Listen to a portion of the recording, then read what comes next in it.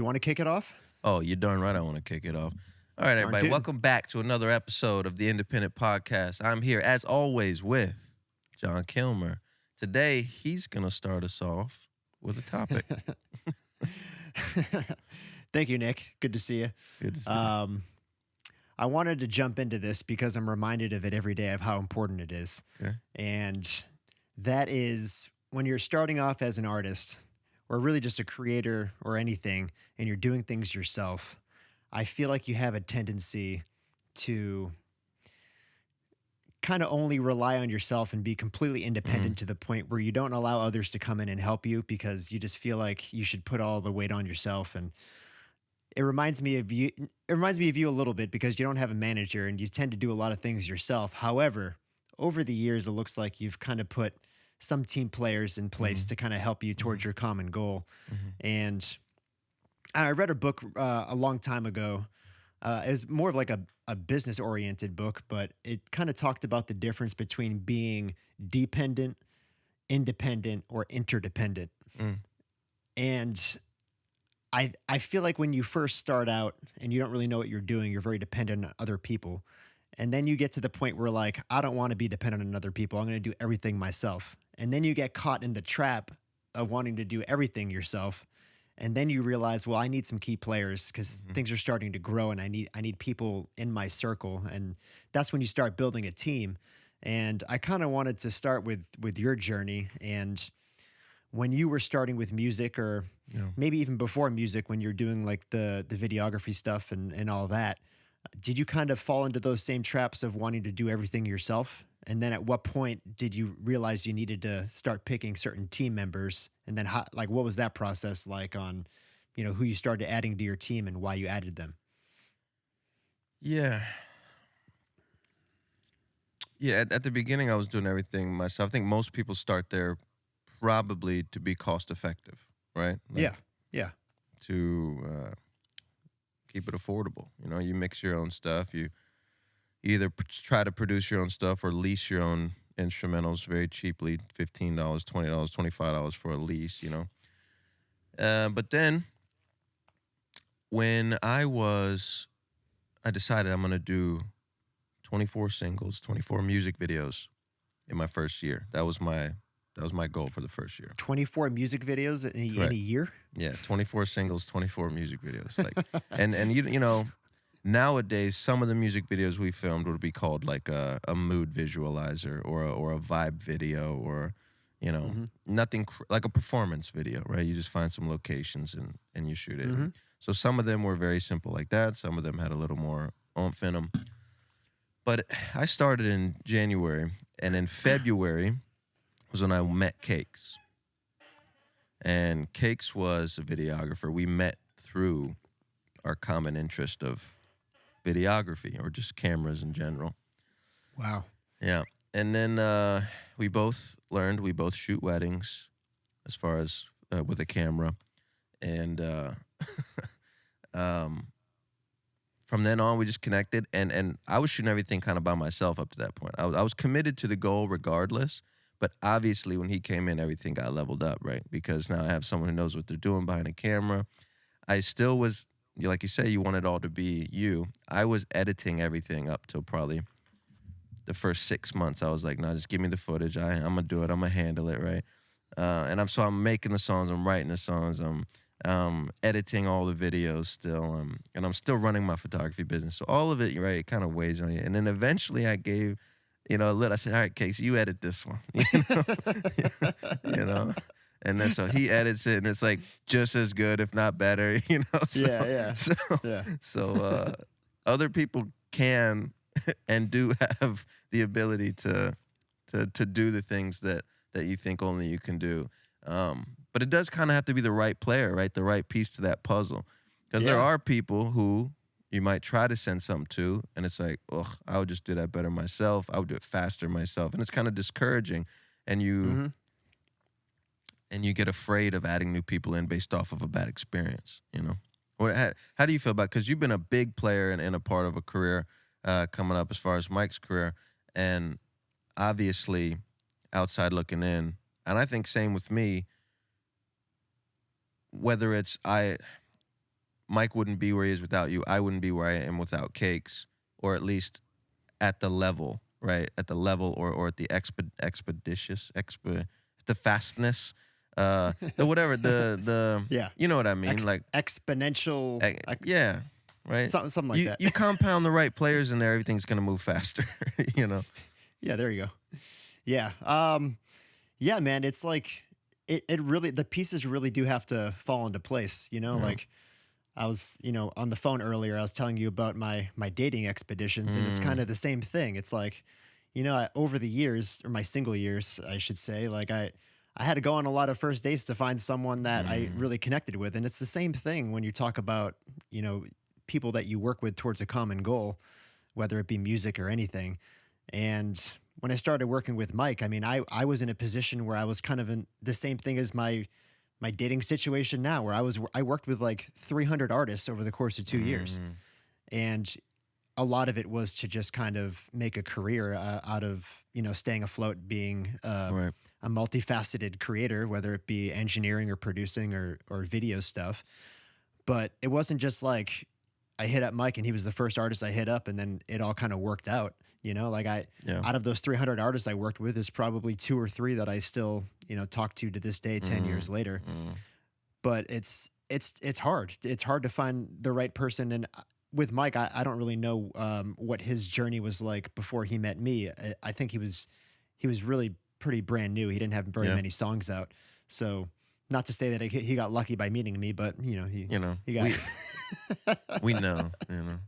Uh, I do want to touch on, like, kind of in order, the players that I added, and it's Yeah. still the only players I have. I still find it fascinating that you and Cakes were wedding videographers. Yeah, yeah, You met through the wedding videography world. yep. You know, That's just a fascinating. couple, couple wedding videography boys. You know? That blows my mind. That's incredible. We connected on that, and then Cake, come to find out, Cakes has a music reaction channel. At the time, it's got like 20,000 subs on it. I don't think he ever reacted to my music on it, but he had it, and so there was like that double-edged sword. We both, Yeah. and then we both were Yeah. into music. But the players I added, I'm gonna try to do them in order. We have Cakes, right? Yeah. Cakes was the first guy, and it's not like I added Cakes. We had a mutual respect for each other. We came together, and it happened to work, and we stuck together because we enjoyed it. It wasn't like, hey, Cakes, come here, you're ready? Just sit down. You know what I mean? It was a mutual respect thing. So Cakes comes in, and then I would say the next thing I went with was an engineer. I tested it once. I was like, I don't think there's that much of a difference. And then I tested, I was like, there's a big difference. And then Now this is someone helping you record, or someone who just mixes your tracks after you're done? mixing and mastering. Yeah, I was Okay, still cool, recording myself at all. I still do. I still record Like on an SM7B. how deep into the game were you on like the engineering and stuff with your own music? Like, would you say you were pretty like deep into it and like you was were I good at it? No, no, Yeah, I no. was not good at it. I was getting by, right? Yeah. I'm not someone who excels at mixing and mastering. Mhm. I could start at a place, I YouTubed videos. How do I DS? How do I get the right compression? How do I get the bad frequencies out? Like minimal stuff so that it would sound okay, right? Mhm. My Yeah. demos sounded fine, and I would often just release them like that. But when I added in that key player, I was able to create much faster. Because now I record a song, that part was always easy, and then boom, bounce the vocals, send it off, and I get a mix back, and I'm already working on the next song by the time I get the mix back, So it's Mhm. able to just keep going. And then the next player I added, and also that's Pablo. His name is Well, how'd you meet Pablo? Like, how'd you get in connect? Like, how'd you that's the find him? question, huh? How did I get in touch with Pablo? I think everything kind of happened through Instagram. At that point in my Yeah. career, I was just really mainly on Instagram. That Mhm. first year, Instagram and posting videos on YouTube. So it had to come through Instagram. Um, and then once I added Pablo, mixed by Lito, if you guys want any mixes, I found Graham. And Graham is my producer. And that came through, because originally I was BeatStars, right? Most people start BeatStars. And then I was on somebody's SoundCloud, Anthony Cruz. I was buying beats on his SoundCloud. He would sell them for like he would have a beat sale. He'd be like, $100 beats, go get them. And I was like, I'm just gonna get 10 of them then, you know, and Yeah, just because yeah. it's affordable in the sense of I can buy these in bulk, and then it costs me $100 for a beat exclusive plus a mix, and I'm getting a song released for, you know, $200 at the time, It's a good deal. Yeah, good right? deal. That's a dang good deal. So anyway, brought Graham in. Funny enough, I think the first song that we made and released was Fine Apple. That's just a funny side story. Um, so I mean, obviously after that, you're like, well, It worked, yeah. let's just make some more, dude. You know? Glad I found that guy. Yeah, right. But Graham's one of the hardest working dudes I know. It was always like, and that was what's more important to me wasn't that these people were the best at their job. That was never what I was looking for, because my personality is to get it done. Done is better than perfect. Get to the next one. That's just my personality. So if people were able to keep up with the pace that I was working at, I was like, yes. I was like, this is who I need. Same with Cakes. Cakes was always there shooting, editing, same day. You know, we would and then I would send to Pablo. Pablo would mix my records same day. I would text Graham, I got this loop, recorded vocals on it. Send him the loop and the vocals. He'd send me the beat back same day. Everything would happen the way that was best for me, right? The efficiency that I needed so that I could get it done and move to the next one. And then the latest piece that I added was Alex, who is video editor. What else do you do? Right, video edit. Oh, he would pick up some couches, filming some stuff, whatever really I need, like a facilitator of needs. Yeah. Yeah. And that's the fine. I just added that at the beginning of this year, kind of late last year to test it out, but then he moved here at the beginning of this year. And that's still one that I have trouble with, is giving Alex work, because I'm really like, Yeah. you know, really feel like that I could, you know, I'm just used to doing it myself. So It's hard to let go. yeah, that's the hardest one for me to let go. It was very easy for me to let go of the production and then the engineering, the mixing and mastering. So those are my like 4 people as far as the team that kind of Yeah, that's incredible. helps And create. you don't have a manager. Yeah, no manager and no PR. Or, what is PR? People have public promote. What's Public PR? relations. Public relations. Yeah, I don't have anyone like emailing blogs, I guess. Or what would other player be? Booking agent, you don't tour. Yeah, I don't tour, so no booking agent. Business manager, Yeah, like finances. No, none of that. But I did talk with Arthur the other day, so Yeah. maybe he'll come in. But yeah, don't have that. Shout out Arthur. Shout out Arthur. Yeah, I like literally no nothing. And Yeah, I don't. I want to back up. Yeah, Sorry back to up. interrupt you. I wanted to back up a little bit because I think the artist producer relationship is so important. Yeah, And I see some artists, especially ones that are wrapped up in the industry and the system, where they'll just get set up with sessions, like multiple sessions a week with different producers. It happens a lot in LA, where it's like, oh, you got a session with so and so on Tuesday and a session with so and so on Thursday, and it's people you never met before. It's almost like you're getting set up on a blind date, and it's like speed dating, and you're just like connecting with all these like acclaimed producers. Like you could do this because you're a big artist. You could go to LA and just get set up with the biggest producers. Like, oh, I did this with Katy Perry and I did this with Right. Young Thug and I did, you know what I mean? And I just like I think that's not a great way to make music. It's not efficient. And the producers you're working with don't really give a shit about you. They're just trying to crank out another hit. Doesn't matter who the artist is. And there's a trust factor. There's a huge trust factor. Like, and the same thing with Mike. I mean, he works with the same 2-3 people now, and that's it. He doesn't really let in new people to work with when he creates his music, because you got to find people who really believe in you. And honestly, like money changes people, man. Like you got a big song, like who knows what could happen? Like yeah, you're going into business with someone, you could be creating like a 7-figure entity with someone. yeah. You have to really trust that person. So like, what's your relationship like with Graham? It's amazing. Yeah. He asked me to be in his wedding as a groomsman. So Wow. like, you know, that kind of was, if I could put like our relationship in there, it's like that, like we're friends, you know? we've made gotta be over 500 songs together. Like, obviously not all of them made it to light, but Yeah. we've finished probably Wow. 250 like finished songs together. Hmm. And he's just one of the nicest dudes, the nicest guys, hardworking, and really talented. And he's also doing an artist project now, which is he's crushing. He's got like 1.5 million monthly listeners on his artist project that he Wow. didn't start till like a year ago. Um, Hmm. and that's just because he watched the Independent podcast. um, uh, no, but Shameless plug. yeah, no, he's a great guy, very talented. Same with Pablo, talented, hardworking. I don't want to take away because I said earlier I was like, I don't care if they're good. I just want them to work hard. They are also good, but but No, but yeah, efficiency is obviously very important to you, and it's yeah, a it is, it cornerstone is, of yes, your success. What's the word? Being consistent, consistency. yes, very consistent. Yeah, That's one of my favorite things is being yeah. consistent. Hmm. And yeah, those are all the players that I have. In your experience, like, how many players do you feel like people need, or is there different reasons why people would need different players?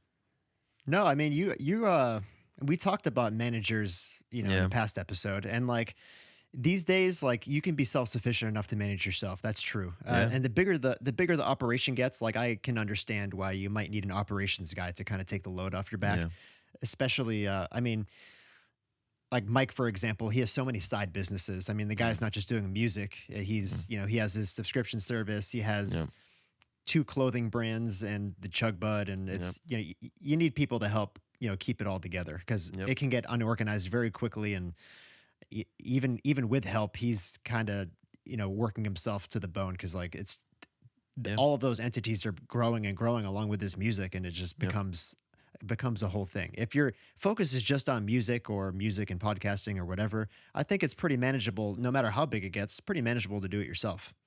What do yeah. you think? I agree. I think it comes down to your goal, right? Because if you have a goal of being one of the largest artists in the world, I mean, pick one, you know, Justin Bieber, just because he's huge. Hmm. Um, Yeah.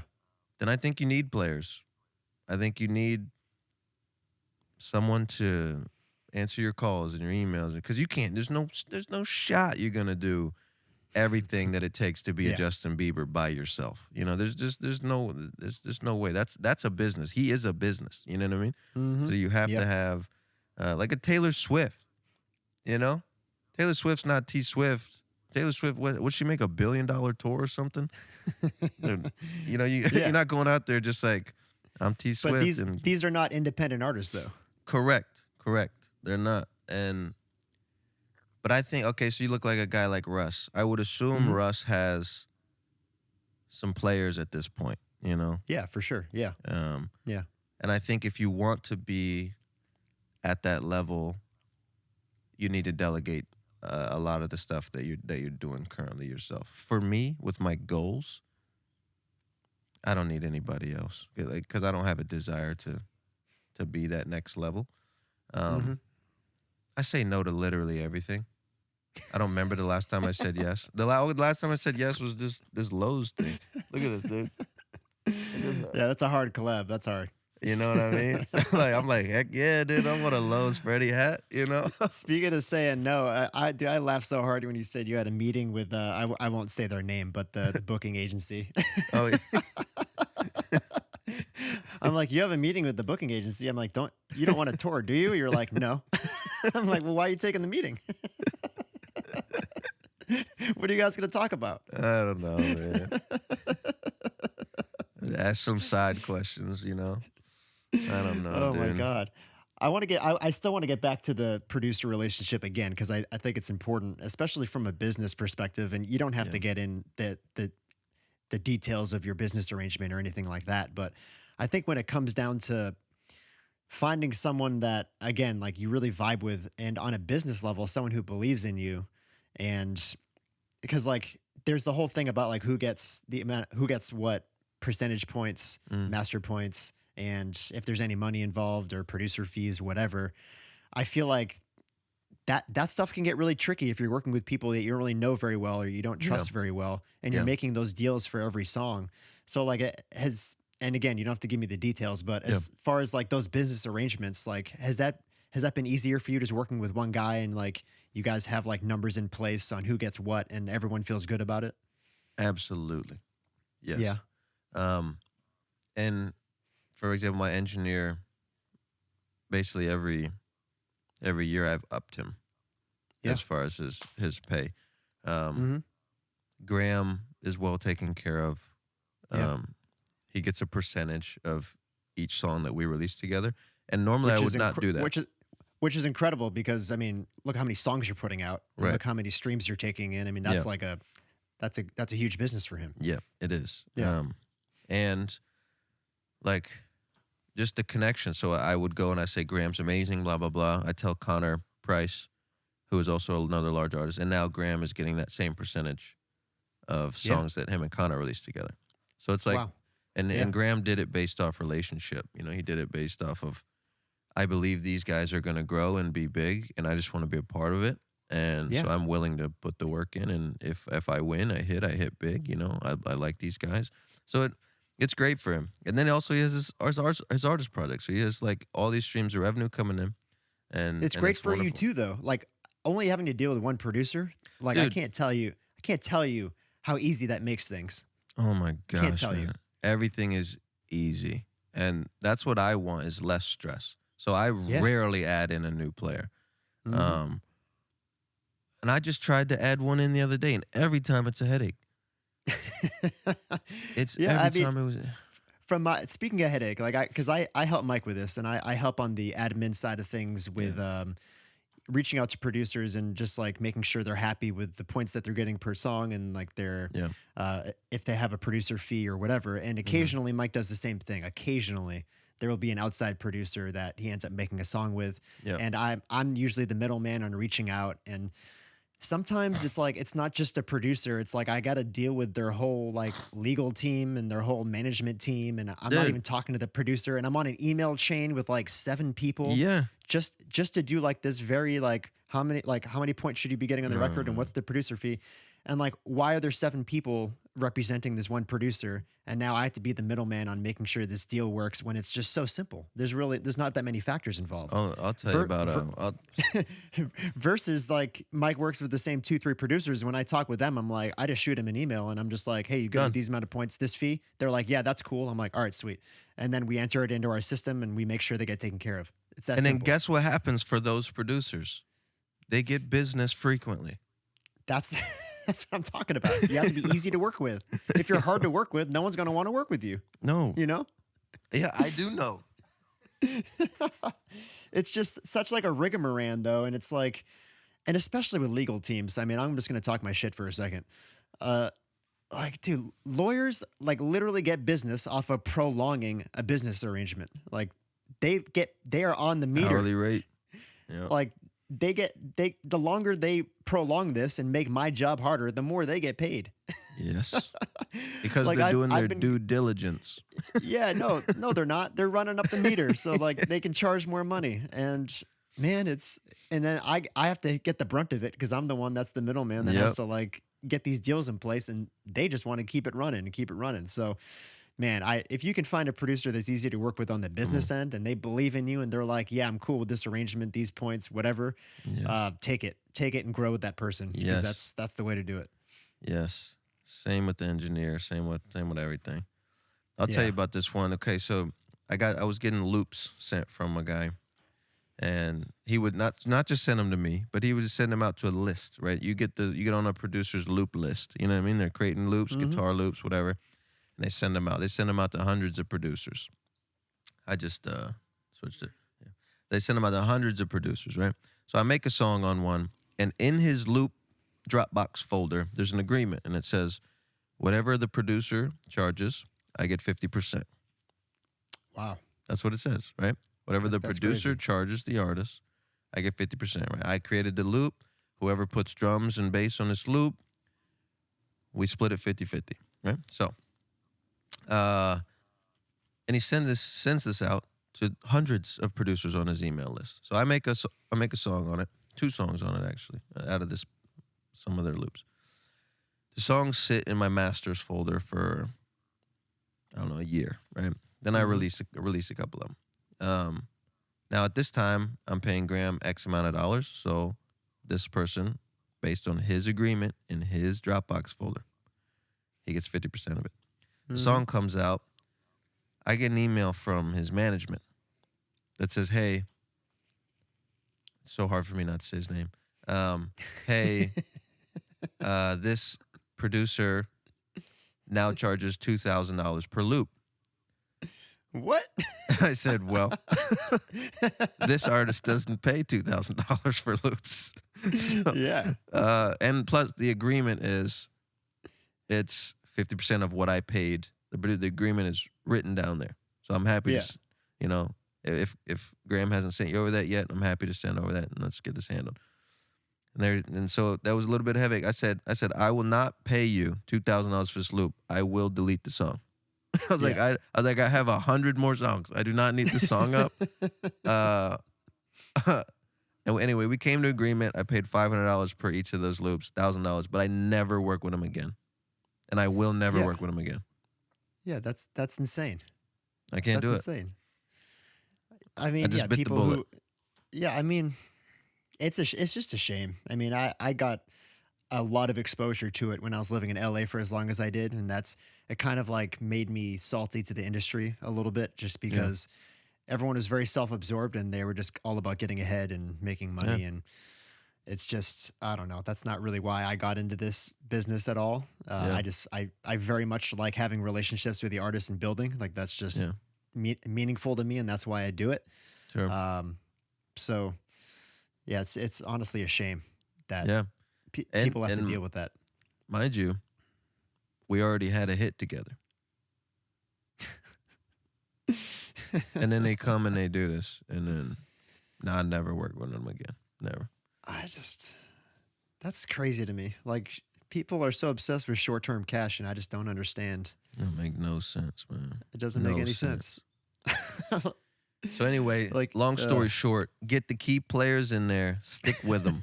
All right, you don't got it, because oftentimes an artist gets a little hit, they do feel inclined and they want to go in those rooms with those bigger producers, and it is only a headache. You will only not enjoy yourself, and stick with the people that believed in you and you come up. I never switched to anybody else. I got the same engineer.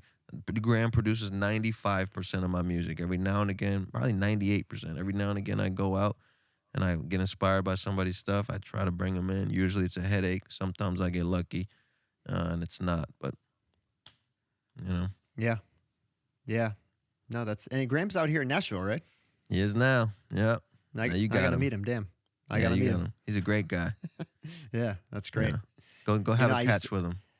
Used to be a big producer back in the day, Yeah, I do know that. Back in Jon Kilmer Studios. Didn't you say you made a song off of one of my? Of course. we gotta find that. I have to find it. This is how old I am. And shout out Tim Weber, by the way. Good music all day. Because if it wasn't for Good Music All Day and Tim Weber, no one would be using my beats, I don't think. But I used to make these beat mixtapes. This is like back in the day when like Dat Piff was a thing, and people would put mixtapes out on Dat Piff. I wasn't using Dat Piff, but I was kind of clinging on to these music blogs and that's how I found Mike, by the way, is Good Music All Day. Instagram wasn't even really invented yet. It was such a long time ago, and Spotify didn't exist, streaming wasn't a thing, and like YouTube was at its height probably for musicians, and I put these beat mixtapes on goodmusicallday.com, and Tim was nice enough to host it for me, and then I think, I don't know, was the song that you used, was that when I was doing like the contest to win a free music video? It was a contest, yeah. So I was doing these contests, and like rappers would rap over like a verse over a beat I made, and like whoever won would win like a free trip to New York and shoot a music video with me. Fun fact, Arizona Zervis actually won one of those when he was going by Young AZ. Young AZ. And, still a friend to this day. I love him to death. A great guy, great kid. He's actually independent now, which is incredible. We should get him on the show. Yes. Yeah. He's independent now. He's back killing independent, baby. He's crushing it. We He's do need to crushing it. have him on. Set that Yeah, up. Set that up. I've known him for a long time, and I'm so happy that he's independent now. Yeah, Yeah, let's. I would love to have him on. Can we set that up? yeah, absolutely. All right, I cool. don't know Let's if he set does it up. many interviews. He keeps to himself, but I know. he kind of Let's reminds me ask a lot him. of you, actually. Like, well, I think we probably connect, dude. Let's ask him. We Yeah, also mutually follow each other, so yeah. so he's not unaware of my stuff, and I'm not unaware of his. So it could be a good Hmm. episode, and I'd love to Yeah, hear his perspective. I don't know how much he's allowed to talk, but having one of the biggest hits in the friggin' world, and then yeah, kind of how he felt during his time, and then why he's so on fire being back independent. yeah. I think it'd be a great episode. Be a wonderful episode, John. I'll do my best. I'll All do right. my best. Well, that's probably enough for this one, yeah? Yeah, I think so. Yeah, it feels good. All right. Thank you guys for tuning in to another episode of the Independent Podcast. I think actually we're going to launch a group for the Independent Podcast, right? Oh, really? I think we're going to launch a group for the Yeah. Independent Podcast, free to join. And it's just like the hub for people to ask questions that they want us to answer, people to digest the episodes on there if they'd like to. But And mainly just the discussion tabs, it's really great. yes, It'd be a great hub for people to communicate yes, with each other and start their own yes, threads, and you can jump in and absolutely. I can jump in, and yeah. That's exactly it. It's going to be a community for independent artists to hang out and learn from each other, and I think that's going to launch that soon. We'll get with Tim on that. But all Mhm. right, thanks for tuning in. See you next time.